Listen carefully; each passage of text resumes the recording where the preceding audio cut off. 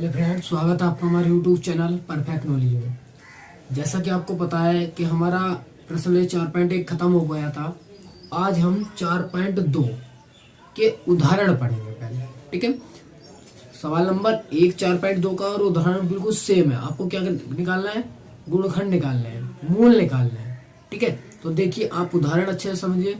आज मैं उदाहरण नंबर 3 और 4 को आपको पढ़ाने वाला हूँ। 3 और 4 आपने पढ़ लिया तो सवाल नंबर 1 भी आपने कर लिया। ठीक है, और बिल्कुल बेसिक से। और बोर्ड में एक सवाल 3 नंबर का या 2 नंबर का आपसे जरूर पूछा जाता है, और ऐसा ही सवाल आएगा और उदाहरण ही ज्यादा तक वे उठाते हैं ताकि बच्चा आराम से कर ले। ठीक है, तो आपको बहुत अच्छे से समझना है। चलिए, तो उदाहरण नंबर 3 देखिए क्या है।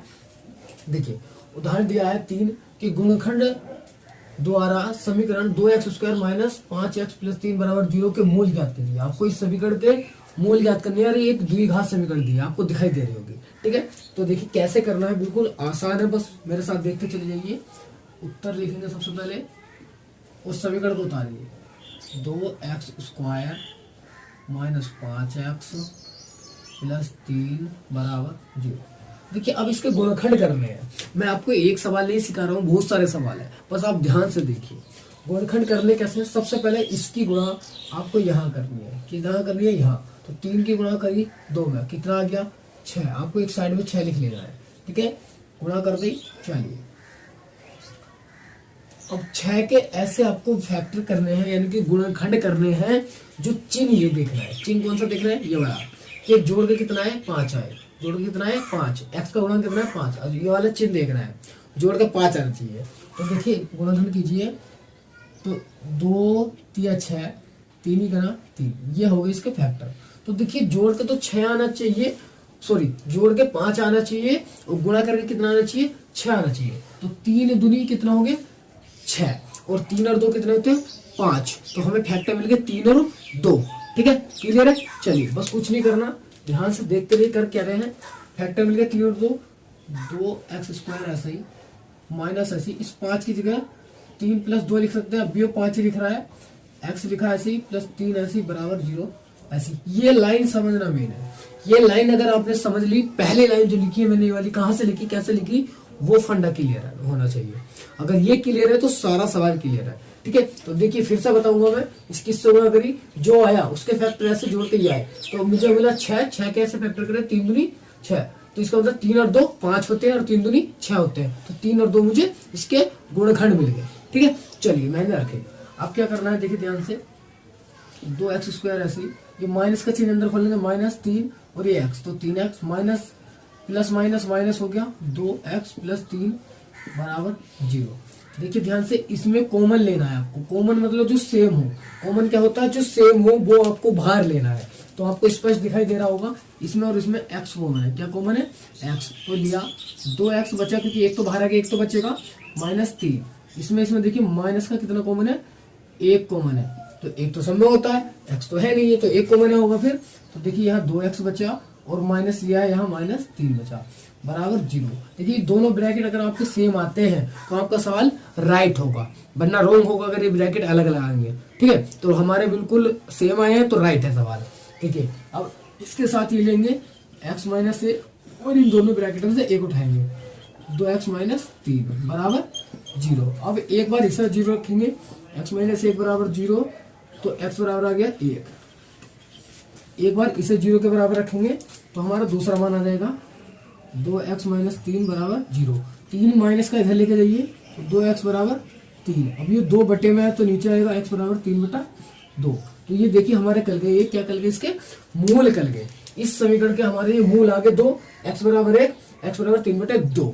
यानी कि ध्यान रखना, अगर घात 2 लग रही है तो आपके x के मान 2 निकल के आएंगे। ठीक है, अगर घात 3 होगी तो 3 आएंगे, और घात 1 होगी तो 1 मान आएगा x का। ठीक है, तो जितनी x की पावर होती है उतने हमारे मान आते हैं। ठीक है, तो चलिए उदाहरण नंबर ये आपने समझा है, बहुत बेसिक से समझा है मैंने आपको। बिल्कुल अगला सवाल और करूंगा मैं, उदाहरण नंबर 4 बोर करके आपको उसके प्रश्नावली का सवाल पहला आपको करना है। नहीं होता तो मैं वीडियो बनाऊंगा, आप जब देखेंगे। ठीक है, तो चलिए आप इसका स्क्रीनशॉट लेंगे, मैं इसे रफ करके उदाहरण नंबर 4 लगाता हूँ। ठीक है, चलिए स्क्रीनशॉट लीजिए।